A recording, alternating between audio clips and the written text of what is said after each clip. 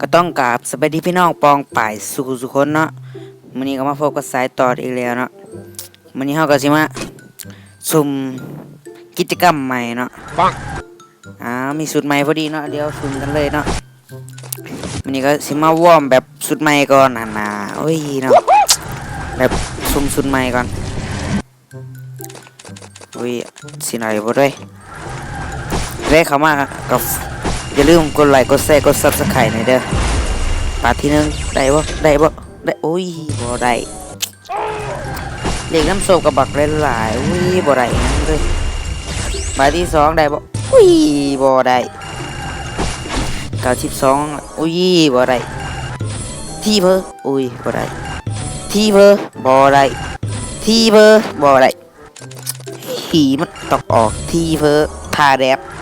โอ้เกินไปมีแล้วอุ้ยร้อยลักกี้ร้อยแล้วโอ้บ่ได้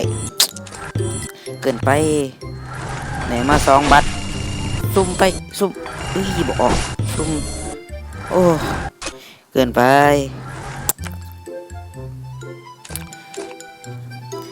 ที่เข้ามามือนี้ก็บ่แม่น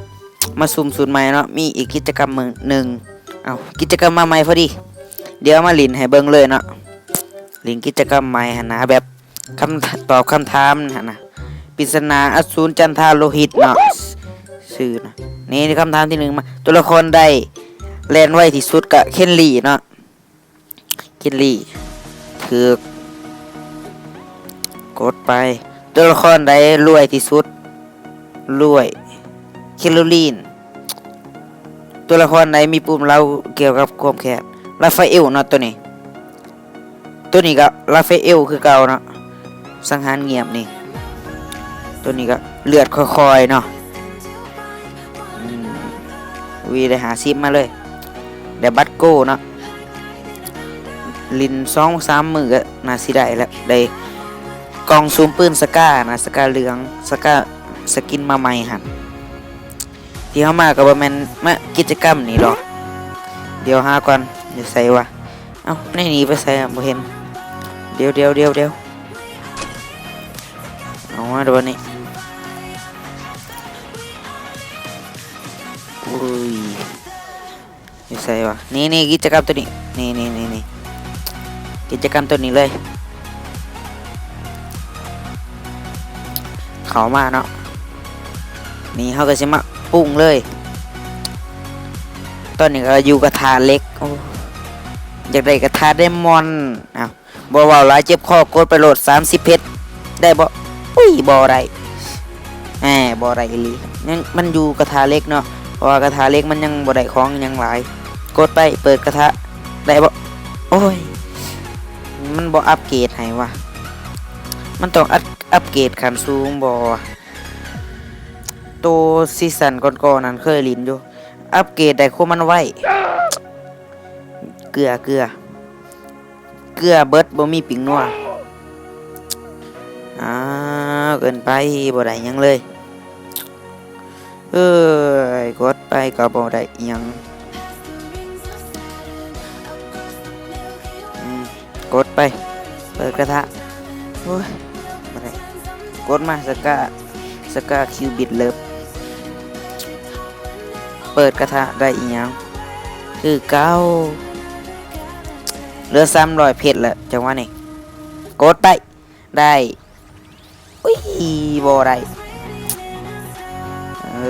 จังไหนดีวะกดไปอีกได้บ่เปิดกระทะมาได้ได้สินส่วนโจเซฟมาวะจะเป็นหยังได้สินส่วนเลยราฟาเอลอีกได้กระทะสแตนเลสก็พอใจแล้ว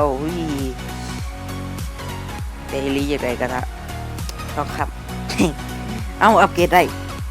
ได้กระทะสแตนเลสด้วยเฮ้ยสกินปืนนี้บ่เอาไปบ่ได้เฮ้ยมีแต่ตัวอย่างวะสกินปืนนี่ก็เอามานี่สกินตัวนี้แหละว่ากิจกรรมตัวนั้นมันสิหายเนาะถ้าลินครบมันก็หาย2 กล่องเปิดกระทะได้บ่กลับมากระทะเล็กคือเก้าเกลือ ลือสิเป็นโรคไตตายแล้วไปเกมเอ้ยกดมาบ่ได้ได้สินส่วนลาฟาเอลอ้าวอัปเกรดลมเหลวเฉย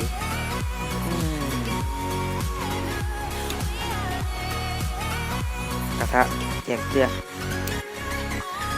กูว่าอย่างวะนี่โอ้ยลมเหลวอีกแล้วเกินไปกดมาซะเหลือบาทอ้าวบาทนี้เสือกอัพสำเร็จเฉยโอ้กินเอ็มพีบ่เอาโอ้เดี๋ยวบัตรหนึ่งมาอีกโอ้ยเหลือ1เพชรเลยสรุปว่าเกลือบ่ได้หยังซุ่มสุดใหม่ก็บ่ได้ลินกิจกรรมก็บ่ได้อุ้ยเนาะจังไรดีวะเอาหับนี่ก่อนบ่ได้เฉยมาเฮาได้บัตรฟรีเนาะเฮาก็สิมาซุ่มเลยได้บัตรฟรีครับบัตรที่1 บ่ได้ที่เพิ่นอุ้ยวงยานี่ได้ได้เร็วดูซ่องอีหยังปลาสลามบ่เดี๋ยวออกไปเบิ่งก่อนขออีกบัตรหนึ่งได้บ่ได้ล็อกกี่40แล้วบัตรหนึ่งได้บ่ได้ M4 เดี๋ยวออกไปเบิ่งดูซ่องสลามแม่นบ่แม่นบ่ได้แต่ก็บ่ลินน้องๆเพราะว่ามันบอกเลยเงี้ยลินบ่จักจังได๋ลินบ่เป็นน่ะนะกูได้ดูซ่องปลาสลามนี่น้อยสกินปืนก็มีบ่หลายดอกมีคำนี้เกลือสรุปว่าเกลือเนาะ600เพชรบ่ได้หยังเลยเกลือเดี๋ยวมาเปิดกล่องนี่เปิดไว้ได้บ่ได้หาอย่าตกเปิดไปบ่ได้เบิ่งสิได้จังได๋มันเป็นสินส่วนเนาะบ่มันสกินปืนโอ้กูเมาหยังวะมาเหลือสกินปืนตัวนี้ก็มีแหละใส่ไปโลดอ้าวนี่สกาเหลืองตัวนี้บ่ได้สกาเหลืองบ่ออกเลยวะสกาบัว24ชั่วโมงโอ้เกินไปเปิดไปเอกบิวมันออกมาเห็นยังวะเอกบิวดิมันก็บ่มันสิได้ลินลายเอกบิวนี่ก็ได้โอ้ยบ่ได้บัตรสุดท้ายได้บ่ได้บ่สรุปว่าได้6วันเปิดไว้ซะมันต้องออกแล้วเปิดไว้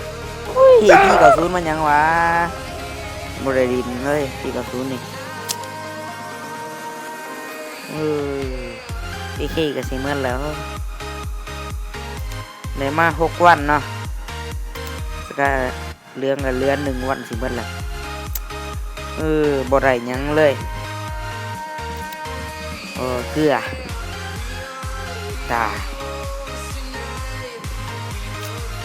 ผู้ใดคันมากค่ะก็ฝากกดไลค์กดแชร์กด Subscribe เพื่อเป็นกำลังใจให้สายต่อในเด้อเพื่อเฮ็ดคลิปต่อๆไปมีขอผิดพลาดประการใดก็ขอโทษหลายๆเนาะก็ขอกราบจบคลิปเพียงเท่านี้สำบายดี